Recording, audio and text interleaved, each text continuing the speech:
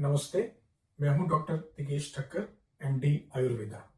आज हम डिस्कस करने वाले हैं हेमोरेजिक सिस्ट क्या है, क्या सर्जरी ही उसका सॉल्यूशन है। एक रियल एविडेंस आपके साथ शेयर करने वाला हूं जिनका 1 मंथ में हेमोरेजिक सिस्ट डिसॉल्व हुआ है। सबसे पहले बात करते हैं हेमोरेजिक सिस्ट क्या है। यूजुअली हेमोरेजिक सिस्ट जो है वो फंक्शनल सिस्ट होती है। जैसे ओवम है वो ग्रो होना शुरू होता है, जब वो 18 टू 24 mm तक पहुंचता है तो उसको बोला जाता है मैच्योर्ड ओवम। लेकिन ड्यू टू सम रीजन वो ओवम रप्चर्ड नहीं होता है और वो और बड़ा होने लगता है, तो उसके अंदर ब्लीडिंग शुरू होती है जिसको हम बोलते हैं हेमोरेजिक सिस्ट। दूसरा, ये हेमोरेजिक सिस्ट होने के कारण क्या क्या होते हैं। सबसे पहला कारण होता है हार्मोनल इम्बैलेंस। अभी ये थोड़ा ट्रिकी है। हार्मोनल इम्बैलेंस यानी एस्ट्रोडियोल का एक्सेस अमाउंट में बढ़ना, तभी वो सारा डिस्टर्बेंस इसके अंदर दिखता है। दूसरा, जिनको पीसीओडी है या पीसीओडी के चेंजेस है उनको भी हेमोरेजिक सिस्ट दिख सकता है। तीसरा कारण है उसका स्ट्रेस। जब स्ट्रेस बढ़ जाता है तब भी ये कंडीशन देखी जाती है। चौथा कारण है मेटाबॉलिज्म का डिस्टर्बेंस, यानी ब्लोटिंग होना, इंडाइजेशन होना, एसिड रिफ्लेक्स होना। ये जो ब्लोटिंग वगैरह जो ये सारे साइन है जिसको मेटाबॉलिक डिस्टर्बेंस बोलते हैं, उसके कारण भी ये सारे चेंजेस देखने को मिलते हैं। और एक कारण रहता है वो है इन्फ्लेमेशन।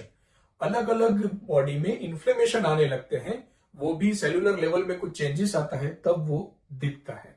तो ये सारे जो है उसके कॉजेस है। दूसरा कि अगर हेमोरेजिक सिस्ट है तो क्या सिम्टम आते हैं।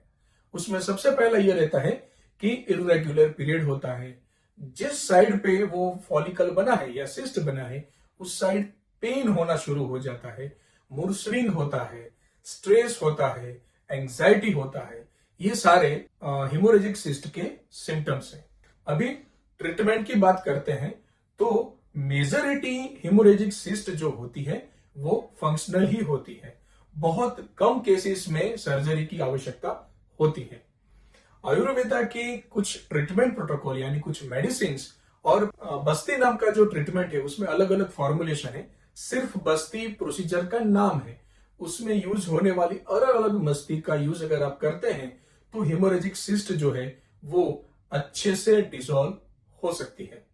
अभी मैं एक केस आपके साथ डिस्कस कर रहा हूं जिनका सोनोग्राफिकली हेमोरेजिक सिस्ट था और जो सिम्टम है वो पीसीओडी की तरफ जा रहे थे।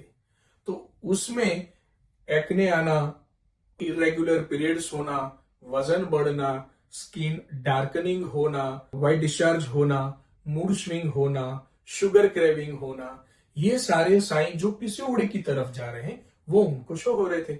बाद में जैसे ही उनको पीरियड आता था तो उस दौरान उनको पेन ज्यादा होता था, ब्लीडिंग में डिस्टर्बेंस आता था, और जब हमने सोनोग्राफी करवाया तो उसमें हेमोरेजिक सिस्ट आया। अभी आप रिपोर्ट देख सकते हैं कि दिसंबर का रिपोर्ट है जिनमें हेमोरेजिक सिस्ट उन्होंने मेंशन किया हुआ है।